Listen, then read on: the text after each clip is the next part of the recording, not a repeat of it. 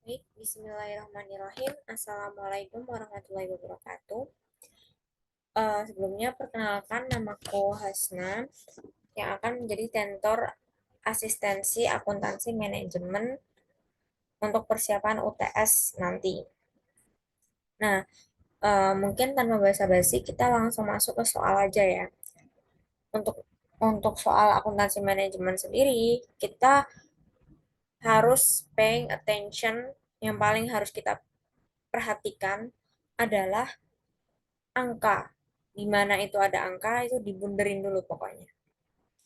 Nah, untuk soal yang nomor satu, ini dikatakan bahwa kebutuhan suku cadang A itu berjumlah 100.000 unit setahun. Dan ini ada taksiran biaya penuhnya kalau produksi sendiri. Nah, kemudian di sini dapat tawaran nih, perusahaan ini dapat tawaran untuk beli suku cadangnya itu ke dia aja. Jadi nggak perlu produksi sendiri, tapi harus beli dengan harga Rp185 per unit.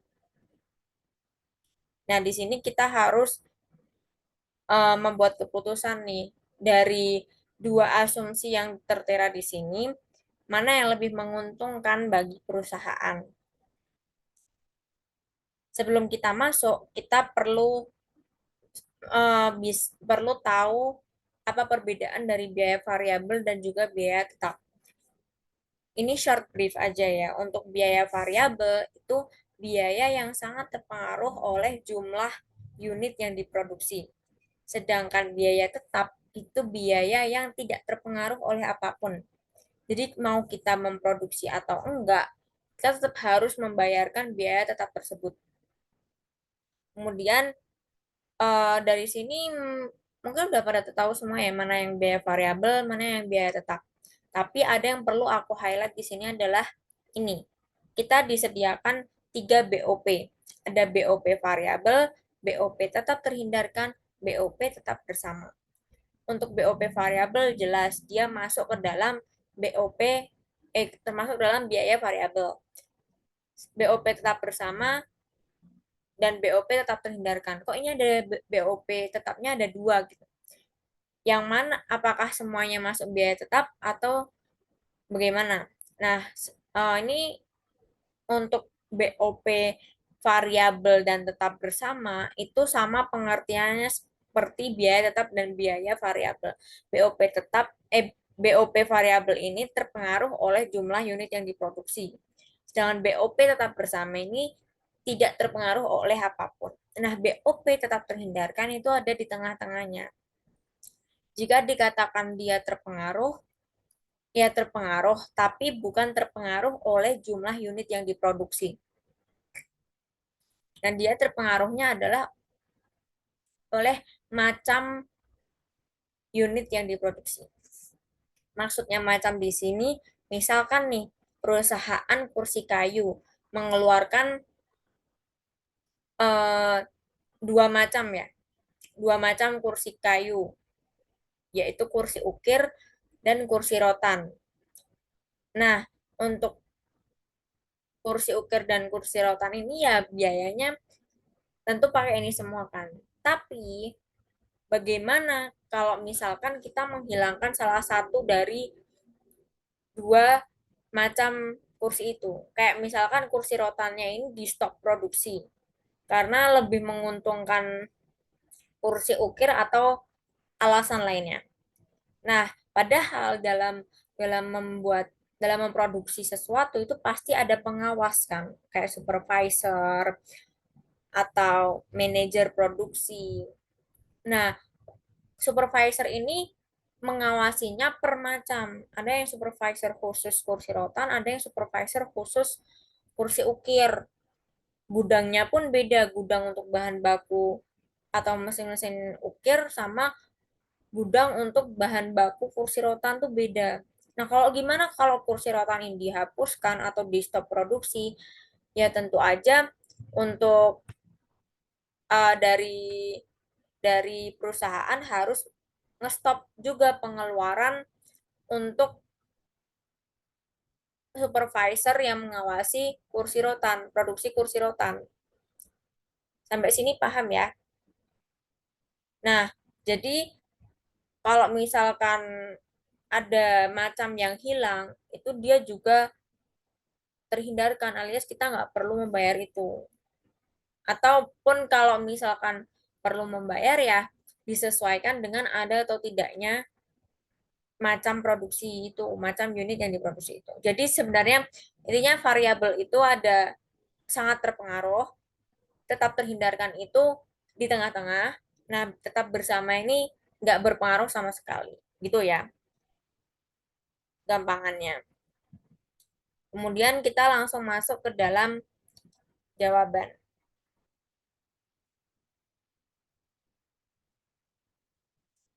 Untuk asumsi A, apabila keputusannya adalah membeli dari luar, maka produksi yang selama ini untuk memproduksi suku cadang A dianggap menganggur. Alias mesin-mesin dan lain sebagainya itu nganggur. Itu gimana? Di sini kita harus memecahkan, harus mengelis atau list down biaya variabel atau biaya terhindarkan dari produksi sendiri. Nah, ini biaya produksi sendiri itu yang dimasukkan biaya variabel aja ya. Nanti aku kasih tahu kenapa kita cuma pakai biaya variabel aja. Nah, yang kita tulis adalah biaya variabel aja. Ada BBB atau biaya bahan baku, BTKL atau biaya tenaga kerja langsung variabel, BOP variabel, BOP tetap terhindarkan. Ini karena dia ini terpengaruh oleh macam unit yang diproduksi, jadi dia tetap terpengaruh ya guys. Maka dari itu dia termasuk ke dalam biaya variabel. Kemudian biaya komersial variabel. Nah, ini semua datanya kita dapatkan dari soal. Ini kita kan udah dapat dari soal di sini ya. Kita langsung masukin aja. Nggak perlu menghitung apa-apa. Tinggal ditambahkan aja. Habis dimasukkan, ditambahkan, dijumlahkan semuanya. Akhirnya kita dapat total biaya variabel 17 juta. Maksud dari maksud dari biaya terhindarkan sendiri adalah kalau misalkan kita beli dari kalau misalkan kita beli dari luar nih, kita nggak perlu ngeluarin uang sebanyak ini. Karena ya kalau kita beli dari luar, biaya bahan baku, tenaga kerja, BOP, komersial, variabel itu udah jadi urusan perusahaan sebelah. Maksudnya perusahaan yang kita memang beli suku cadangnya ke sana gitu. Jadi kita nggak perlu mengeluarkan biaya sebanyak ini lagi. Maka dari itu kita sebutnya adalah biaya terhindarkan alias biaya variabel. Kemudian itu kalau kita produksi sendiri kita harus mengeluarkan uang 17 juta. Nah, kalau kita beli dari luar gimana? Tadi di atas di soal kita udah tahu nih kalau harga belinya itu adalah 185 per unit. Nah, karena kita produksi setahun atau per tahunnya itu 100.000 unit, berarti kita harus kalikan 100.000 unit dikalikan dengan 185 rupiah. Ini agar kita bisa tahu sebanyak apa uang yang akan kita keluarkan untuk membeli suku cadang A dalam waktu 1 tahun. Ternyata kita harus mengeluarkan uang sebesar 18.500.000. Kalau dibandingkan dengan kalau dibandingkan dengan produksi sendiri, ternyata ada selisih sebesar 1.500.000. Dari sini pun sudah kelihatan mana yang lebih menguntungkan. Kalau kita memilih produksi sendiri, kita hemat 1.500.000. Kalau kita beli dari luar, kita rugi 1.500.000. Kalau kita produksi sendiri, kan apa uang 1.500.000 ini nggak perlu dikeluarkan kan? Karena kita hanya akan mengeluarkan bersih modal segini, gitu. Nah, jadi kesimpulannya adalah untuk asumsi A atau asumsi yang jika fasilitas produksinya itu menganggur, kita harus mengambil keputusan tetap memproduksi sendiri karena lebih menguntungkan dibandingkan dengan membeli dari luar. Ini ya kesimpulannya.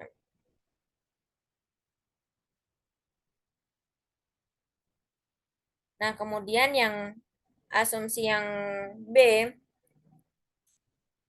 gimana nih kalau keputusannya beli dari luar, tapi fasilitas produksi yang dipakai itu bisa disewakan per tahun sebanyak 3 juta rupiah. Ternyata ada sewa nih, bisa menyewakan.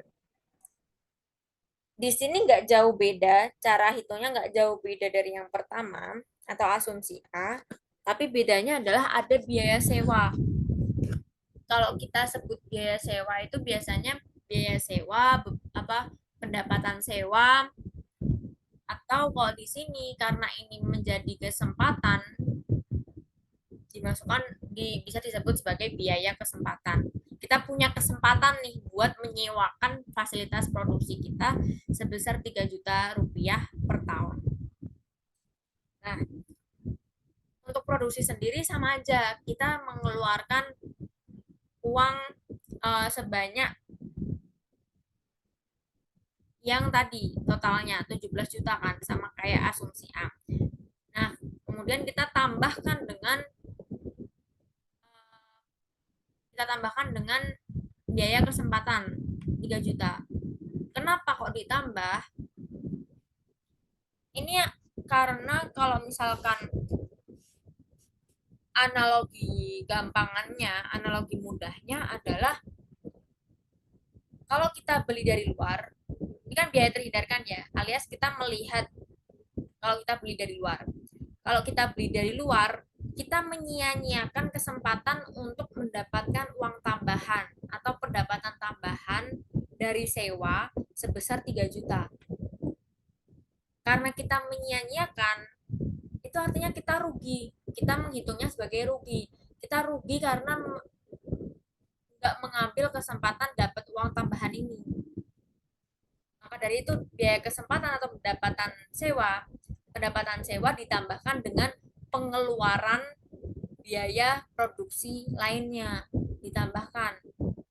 Jadinya total biaya terhindarkan jika beli dari luar itu sebesar 20 juta rupiah.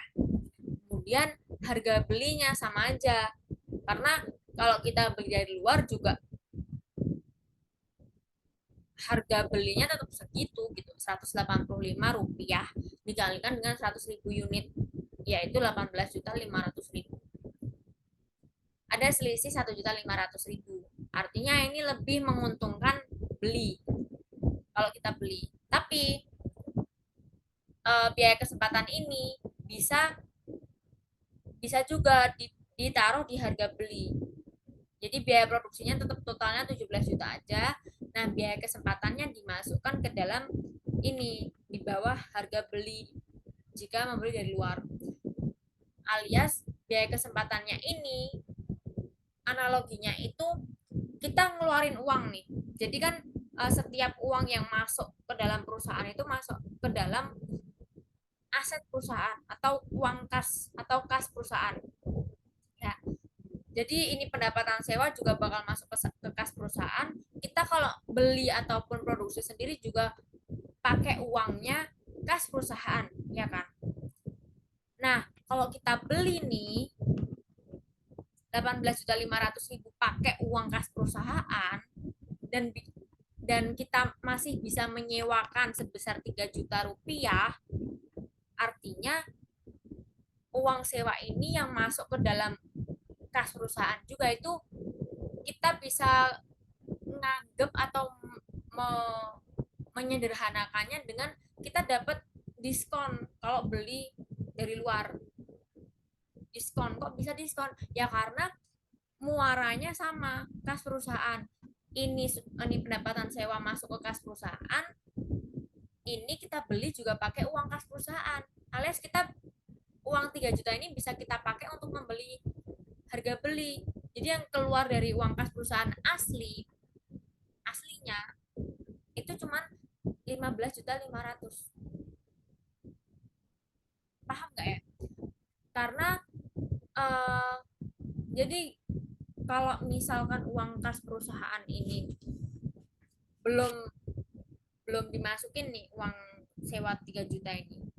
Kan nggak kerasa ya, kayak oh ini belum terlalu masuk nih ke dalam kas perusahaan, udah dipakai bayar lagi aja gitu. Kan sama aja dia membantu mengurangi pengeluaran kan dari kas perusahaan asli. Jadi kas perusahaan itu cuma mengeluarkan 15 juta 500. 15 juta 500 ribu dari mana? 18 juta 500 ribu dikurangi dengan 3 juta. Alias ini jadi biaya diskon. Gitu ya. Semoga paham ya. Nah, ini kita kalau kalau hitung dari situ juga total biaya variabel 17 juta. Di sini harga belinya 15 juta 500. Kalau dikurangi juga sama aja. Selisihnya 1 juta 500 dan lebih menguntungkan apabila kita beli dari luar. Karena itu perusahaan harus mengambil keputusan untuk membeli suku cadang dari perusahaan luar. Nah, tadi kan aku udah bilang ya, kenapa kok yang dihitung cuma biaya variabel? Biaya tetap kan juga tetap harus dibayar kan. Nah, disclaimer, biaya tetap itu irrelevant cost. Jadi mau kita produksi sendiri, mau kita beli dari luar, kita tetap harus bayar biaya tetap itu. Jadi kita lihat lagi ya di data. Biaya tetapnya itu ada BOP tetap bersama dan biaya komersial tetap. BOP tetap bersama ada 5 juta. Biaya komersial tetap ada 3 juta. Berarti total biaya tetap ada 8 juta. Kalau dimasukin ke sini, biaya produksi sendiri mengeluarkan biaya variabel 17 juta. Ditambah biaya tetapnya 8 juta. Jadinya 25 juta. Kalau kita beli juga tetap ditambahin sama biaya tetap sebesar 8 juta juga. 8 juta juga. 18 juta 500 ditambah 8 juta. Nah, ini kalau nanti dihitung juga tetap selisihnya tetap 1 juta 500 ribu dan tetap menguntungkan kalau produksi sendiri. Jadi itu nggak berpengaruh apapun dalam dalam apa ya, memutuskan kita mau beli dari luar atau produksi sendiri, karena nggak terpengaruh. Jadi diabaikan aja nggak apa-apa. Yang perlu diperhatikan cuma biaya yang memang terpengaruh, yaitu biaya variabel gitu. Sampai di sini semoga semuanya pada paham ya. Kemudian next kita masuk ke nomor 2. Nomor 2 ini lagi-lagi kita harus memperhatikan angka. Di sini ada 100.000 unit, kapasitas produksinya 100.000 unit per tahun. Tahun 2023 kita merencanakan produksinya 86.000 aja, nggak usah maksimal sampai 100.000 gitu. Harga jualnya itu ada 7.675. Ini perlu ditulis ya, di write down kalau harga jualnya segini, rencana produksinya segini, kapasitas produksinya segini. Dan ternyata perusahaan juga dapat pesanan khusus dari perusahaan lain sebesar 14.000 unit. Harga jualnya beda sama ini kan penjualan normal ya. Kalau ini penjualan khusus. Nah, harga jualnya beda. Kalau pesanan khusus tuh kayak gampangannya ya seperti dropshipper. Jadi ada diskon lah. Harga jualnya segini gitu. Ini juga ada anggaran biaya. Nah, tadi kan di atas nomor 1 kan ada BOP variabel, BOP tetap terhindarkan sama BOP tetap bersama. Nah, untuk BOP tidak di sini adanya BOP tidak terhindarkan, nggak ada BOP tetap bersama. Tapi aslinya BOP tidak terhindarkan ini sama aja kayak BOP tetap bersama, alias dia biaya termasuk biaya tetap gitu. Kemudian disuruh diminta ini semua menyelesaikan A sampai E ini ya. Sebelum kita menjawab soal A, kita perlu menghitung biaya variabel per unit dan biaya tetap per tahun. Biaya variabel per unit itu ya semua yang Semua yang dari data sini, data di sini loh, yang termasuk biaya variabel itu dimasukkan. Ada BBB, BTKL variabel, BOP variabel, tetap terhindarkan, komersial variabel, itu ditambah semua. Alias kita jadi memiliki total biaya variabel sebesar 3.750 per unit. Maksudnya dari total biaya variabel adalah modal. Modal setiap unit yang kita produksi itu sebesar ini. Kalau kita mau jual, ya kita harus cari untung kan. Jangan dijual cuman segini gitu. Gampangannya ya. Jadi modal kita per unitnya, per piecesnya itu 3.750. Kemudian kita juga tetap harus bayar biaya tetap per tahun. Itu dari BOP tetap tidak terhindarkan sama biaya komersial tetap. Itu 95 juta per tahun. Itu ya. Jadi tetap harus dihitung ini. Ini bagian ini itu sangat penting ya guys, karena kalau kita salah sedikit ya kita bakal salah semuanya. Karena ini yang aku benerin ini bakal dipakai di penyelesaian bawah-bawahnya itu. Oke, lanjut ya. Nomor A, poin A, disuruh untuk menyusun anggaran laba rugi pada kapasitas penuh. Di soal tadi kan dijelasin kalau kapasitas per tahunnya, kapasitas produksi per tahunnya itu 100.000 unit. Itu termasuk kapasitas penuh atau kapasitas maksimal. Dan kapasitas yang direncanakan tuh ada di B nanti.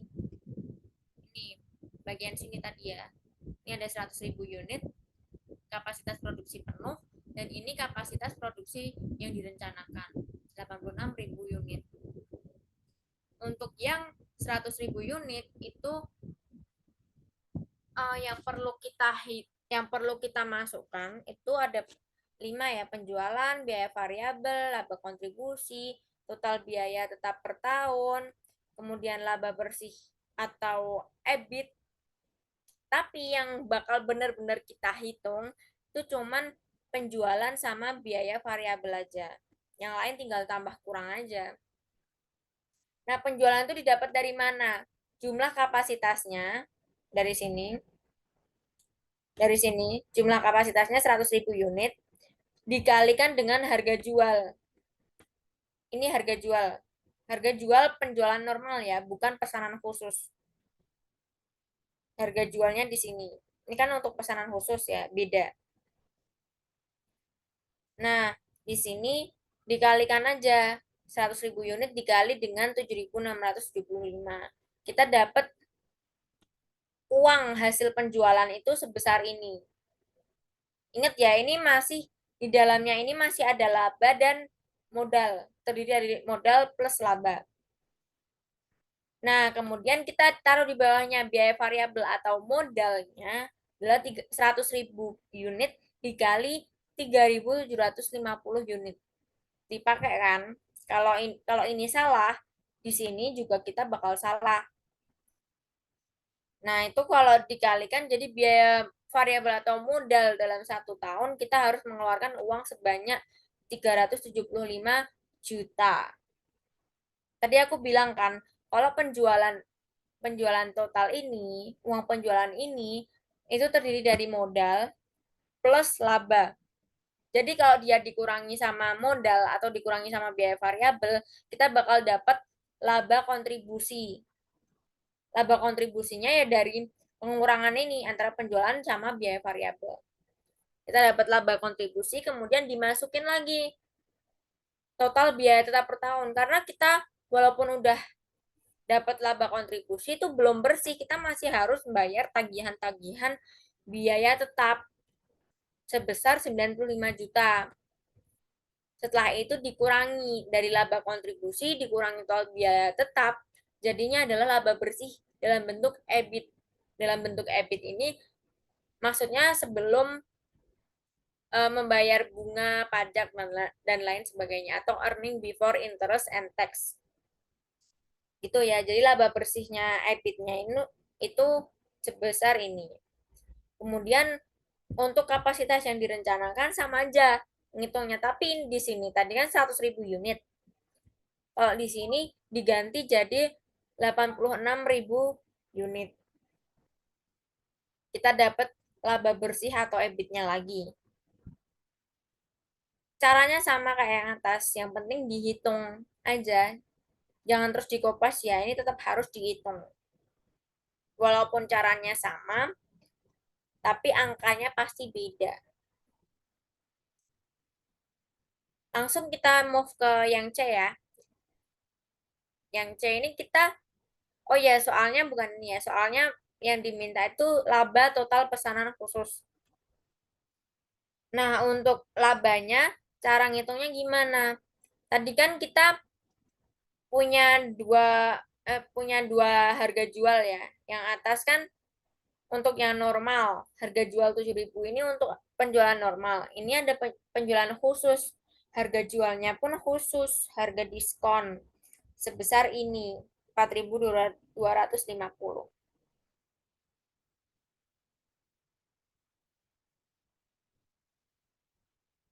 Nah, dari situ kita harus menghitung labanya, laba per unitnya dulu. Dapatnya laba per unit dari mana? Dari harga jual pesanan khusus dikurangi dengan biaya variabel per unit.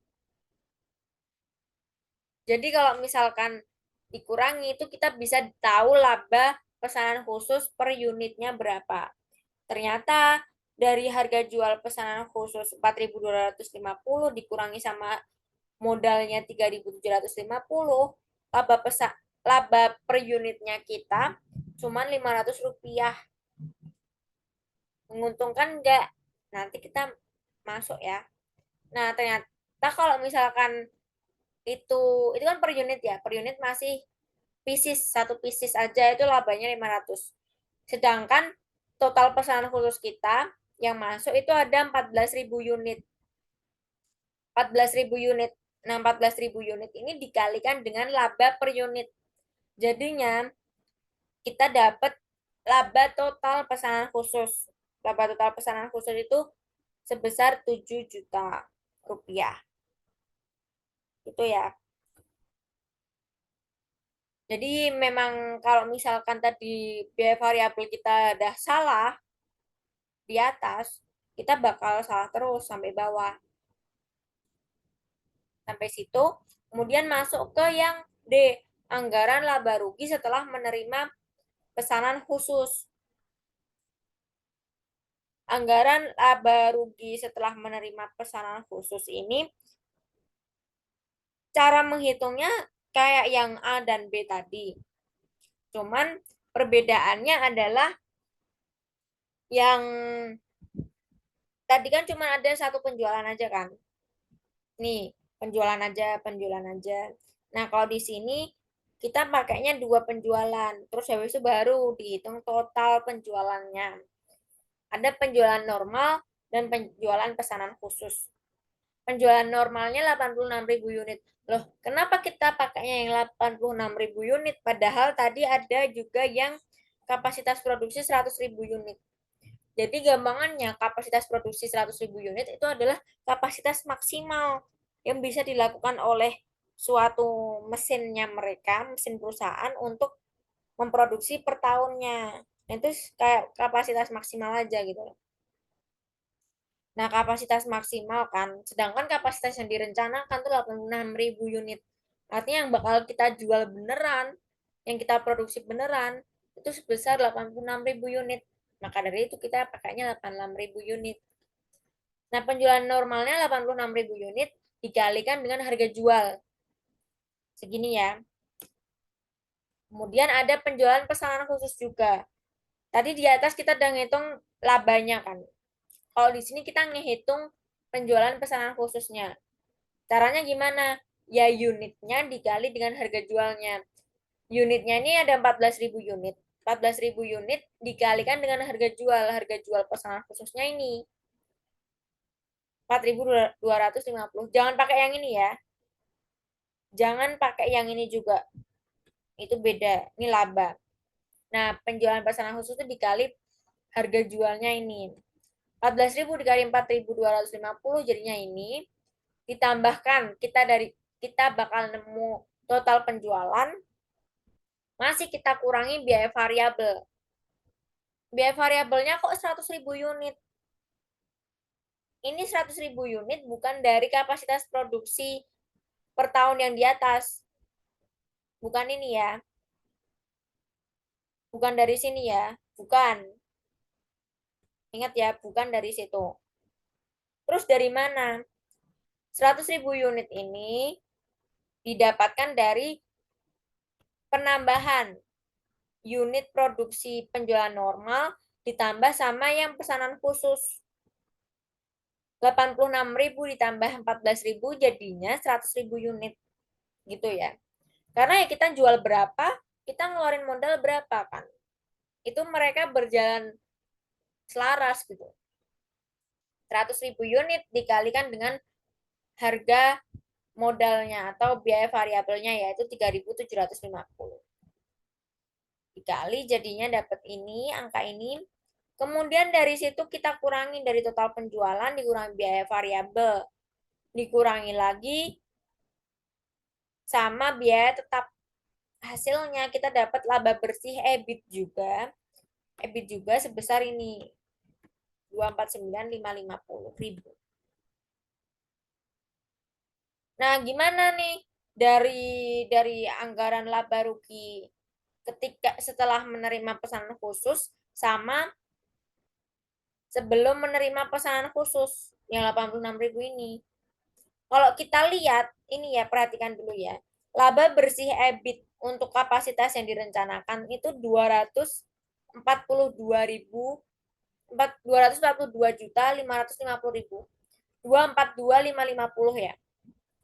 Sedangkan di anggaran laba bersih setelah menerima pesanan khusus itu 249.550.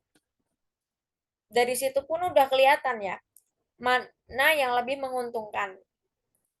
Jadi kalau misalkan kita menerima pesanan khusus tersebut, kita bakal ada kenaikan laba dari 242.550 secara total, EBIT-nya total segitu, masih dapat laba dari pesanan khusus yaitu 7 juta. Totalnya kita dapat 249.550. Ada kenaikan dari 242.550 ke 249.550. Menguntungkan kan bagi perusahaan. Perusahaan suka yang lebih menguntungkan. Oleh karena itu, perusahaan disarankan untuk menerima atau mengambil keputusan menerima pesanan khusus tadi. Begitu ya. Kemudian yang nomor 3.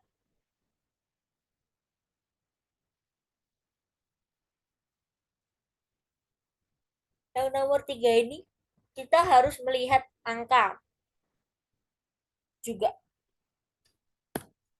Ada investasi 520 juta. Aset kita 520 juta dalam bentuk investasi. Ada juga volume produksinya 100.000 unit. Kemudian laba wajarnya 25% dari investasi. Di sini juga dipaparin taksiran biaya penuhnya. Kemudian ditanyakan metode full costing, metode variable costing, besar aktiva penuh, besar biaya penuh. Cara jawabnya kita harus menulis ini dulu. Investasinya berapa, volume produksinya berapa, laba wajarnya berapa, biaya produksi per unitnya berapa, biaya non produksinya per unitnya berapa. Nah, biaya produksi per unit ini didapetin dari mana? Dari data, dari sini loh. 5.700 di sini. Kalau untuk biaya non produksi per unitnya juga dipakai di data. Loh, kenapa kok yang total biaya non produksi yang dipakai yang juta yang ini, yang total, dan biaya produksi yang dipakai yang per unit? Kenapa nggak yang biaya produksinya yang dipakai yang total juga? Itu alasannya karena sebenarnya pada akhirnya semua biaya ini mau produksi atau biaya non produksi itu tetap bakal dikali sama 100.000. Bedanya adalah untuk biaya non produksi itu harus dihitung dulu, lebih dulu, step duluan dibandingkan dengan biaya produksi. Nanti biaya produksi ini dikalikan pada saat sudah masuk rumus, dikalikan dengan unit yang diproduksi. Lebih jelasnya kita langsung masuk ke rumus saja. Ini metode full costing. Apa sih beda dari full costing sama variable costing? Full costing itu semua biaya kita hitung. Dia mau variabel, dia mau tetap, kita hitung. Nah, kalau biaya variabel costing, metode variabel costing yang dihitung cuma variabel costing, variabel aja, biaya variabel aja. Dari situ udah beda ya. Nah, karena full costing ini semua tetap dihitung, semua tetap dipakai, kita membedakannya pakai bahasa biaya produksi dan biaya non produksi. Nah, cara rumusnya itu ini.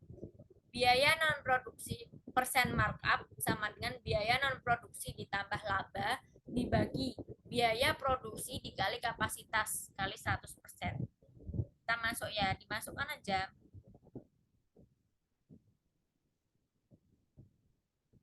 Ini 90 juta dimasukkan biaya produksi kan, dimasukkan, ditambahkan labanya 25% dari investasi, 25% dari 520 juta, hasilnya adalah 130 juta.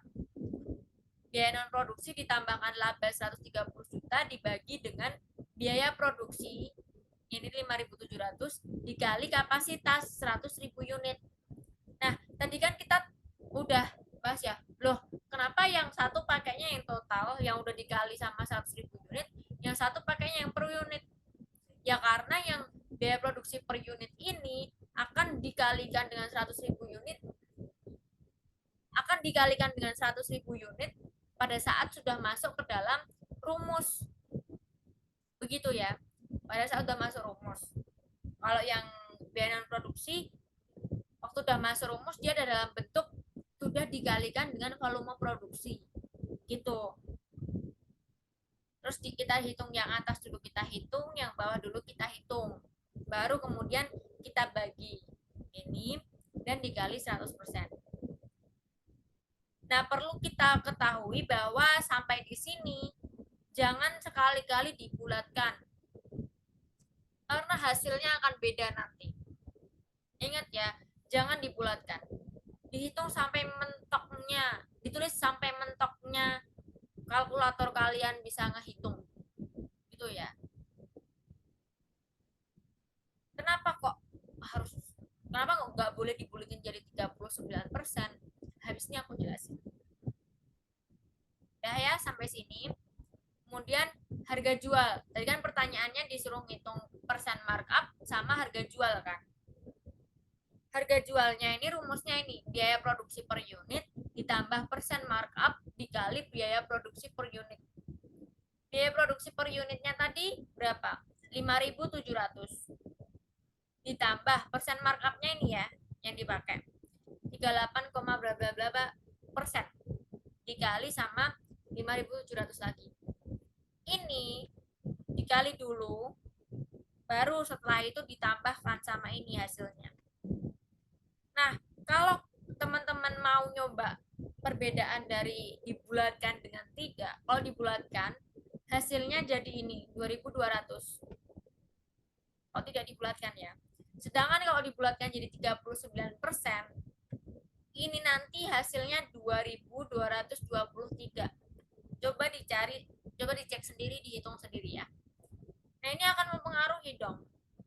Yang ini cuma 200, kalau itu ada tambahan 23. Kita harus presisi, harus senyata-nyatanya secara hitungan. Gitu ya. Jangan jangan langsung memulai dijual per unitnya itu 7.900. Dapetin dari ini 5.700 ditambah 2.200. Itu harga jual per unit. Itu sampai sini semoga paham ya. Kemudian variabel costing. Ingat ya, tadi kita bahas variabel costing sama full costing tuh bedanya, yang satu dihitung semua, yang satu cuma variabel aja. Nah ini, yang dipakai ini dia benar-benar membedakan mana yang biaya variabel, mana yang biaya tetap. Dia nggak peduli sama biaya produksi non produksi, dia pedulinya variabel mana tetap mana. Kalau yang atas, yang full costing tadi, dia nggak peduli dia mau variabel mau tetap, yang dia pedulikan mana yang produksi, mana yang non produksi gitu. Nah, kita harus breakdown dulu mana yang variabel. Kita lihat ke atas lagi. Di sini, di taksiran biaya ini, biaya variabelnya itu ada bahan baku 2.500, BTKL 1.500, BOP variabel 1.000. Di sini ada administrasi dan umum variabel 200, pemasaran variabel 300. Nah, itu ditambahkan. Itu biaya variabel ya. Sedangkan biaya tetapnya itu ada BOP tetap 700, administrasi dan umum tetap 200, biaya pemasaran tetap 200. Aku tulis di sini. Nah, udah aku rinciin di sini ya. Biaya variabelnya dari perhitungan tadi ditambah aja, dapat biaya variabel per unit yaitu 5.500. Kemudian biaya tetap per unitnya itu ada yang tadi juga ditambahkan, dapat 1.100 per unit. Ingat ya, yang biaya tetap ini juga perlu dikalikan terlebih dahulu sama halnya biaya non produksi tadi. Dikalikan di awal dengan kapasitas produksi atau volume produksi. Ini biaya tetapnya 1.100 per unit dikalikan dengan 100.000 unit. Dikalikan di sini dulu, 110 juta. Karena kalau biaya variabel sama biaya produksi itu dikalikannya ketika sudah masuk rumus. Memang aturannya seperti itu ya. Nah, rumusnya ini bentuknya sama aja, cuman pembahasannya beda. Yang tadi kan bahasanya biaya non produksi ditambah laba dibagi biaya produksi dikali kapasitas. Nah, di sini bedanya yang atas biaya tetap total ditambah laba dibagi sama biaya variabel per unit dikali kapasitas. Kemudian dikali 100%. Masukin aja. Biaya tetap totalnya 110 juta ditambah labanya tadi di atas 130 juta dibagi variabel per unitnya 5.500 dikali 100.000 unit. Kemudian ini nanti dibagi dikali dengan 100%. Ingat, lagi-lagi jangan dibulatkan. Hasilnya ini. Tuh ya. Jangan dibulatin.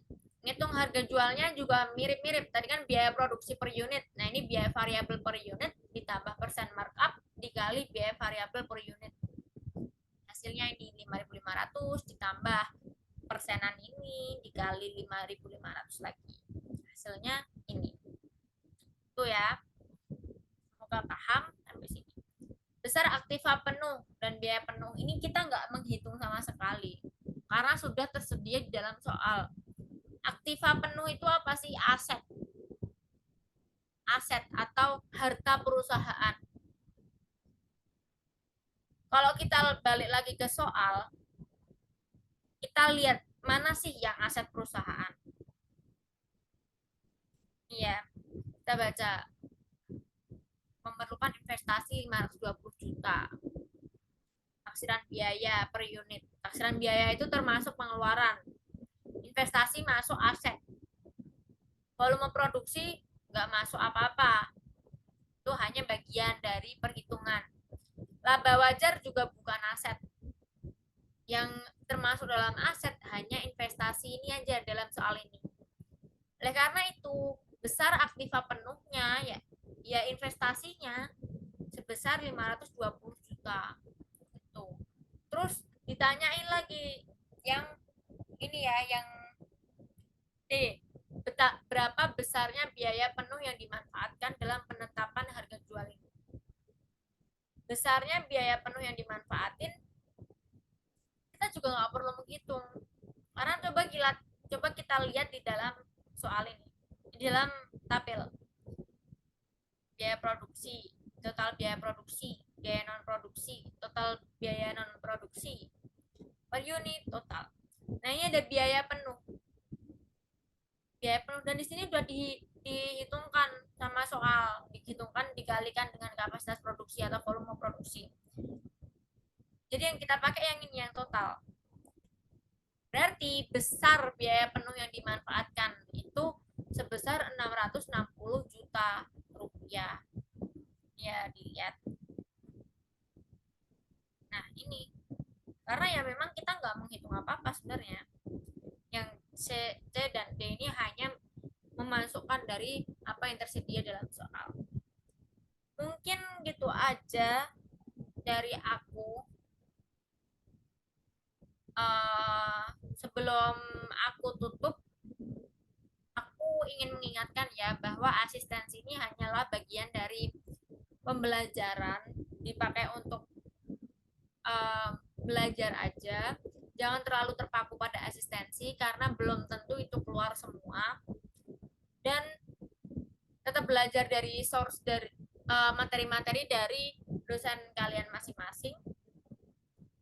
Belajar yang tekun, jangan sampai membawa contekan, apalagi asistensi ini dipakai sebagai contekan, jangan ya. Itu pesan dari aku, semoga nanti ketika mengerjakan UTS dimudahkan oleh Allah Subhanahu wa taala. Sekian dari aku, Hasna, kurang lebihnya mohon maaf. Wassalamualaikum warahmatullahi